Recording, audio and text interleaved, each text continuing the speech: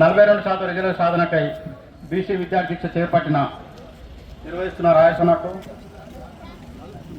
రాంబాబన్నకు, దీనికి హాజరైన పెద్దలు కుస్తన్నకు, అందరికీ నా పేరు పేరున వంశీ సైదుల్ యాదవ్, అందరికీ మధుకు, బాలా సార్కు అందరికీ పేరు పేరున నా వందనాలు.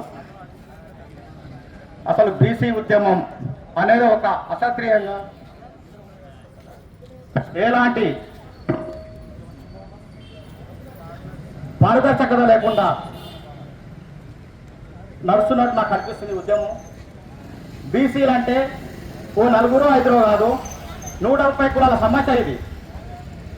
130 కులాల సమస్యను మీరు కానీ ఒక ఇంత చిన్న అర్థంలో వస్తారు, కానీ భూతత్వంలో చూడాల్సిన విషయం ఇది. మనమంతా బీసీలు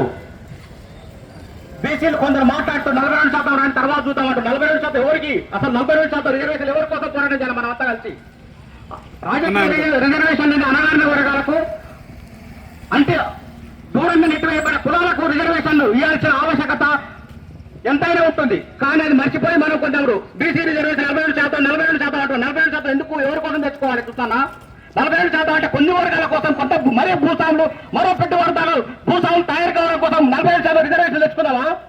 లేదా అన్ని వర్గాల 130 కులాల కోసం, అనగానే వర్గాల కోసం రిజర్వేషన్ తెచ్చుకుందామా? దీన్ని మీరు ముందుగా మీరందరూ తేల్చాలి. ఎంబీసీ వర్గాలకు ఖచ్చితంగా రిజర్వేషన్ల కోసం పోరాటం చేయాల్సిన ఆవశ్యకత ఎంతైనా ఉంది.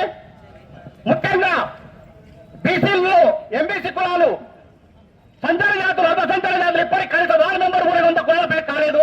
దీని గురించి ఎందుకు మాట్లాడలేదని నేను ఒకసారి నేను విన్నవిస్తున్నా. ఎంబీసీల కోసం బీసీ రిజర్వేషన్ బిల్లును రాష్ట్ర ప్రభుత్వం ఒక ప్రణాళికగా పెట్టలేదని నేను అనుకుంటున్నా. ఎందుకంటే రిజర్వేషన్లు ఎందుకు ఇవ్వాల్సిన ఆవశ్యకత తెలపాల్సిన అవసరం ఎందుకుందంటే, ఇన్ని కులాలు ఉంటే కులాల పైగా కులాలు కనీస వార్డు మెంబర్ కూడా కాలేదని మనం చూపించాల్సిన ఆవశ్యకత ప్రభుత్వాలకు ఎంతైనా ఉంటుంది. కానీ దాన్ని చూపిస్తే కోట్లు మనకు కొంత రిజర్వేషన్లు పొందే అవకాశం ఉంటుందని నాకు అనిపిస్తుంది. ఇప్పటికైనా ప్రతి ఒక్కరు బీసీలకు 130% వర్గీకరణతో కూడిందికి అడగాల్సిందిగా నేను అందరూ విన్నవిస్తున్నా. లేకపోతే మనం 70-80 ఏళ్ళైనా ఈ బీసీల్లో వెనుకబడిన కులాలు ఎప్పుడు బాగుపడాలని నేను కోరుకుంటున్నా.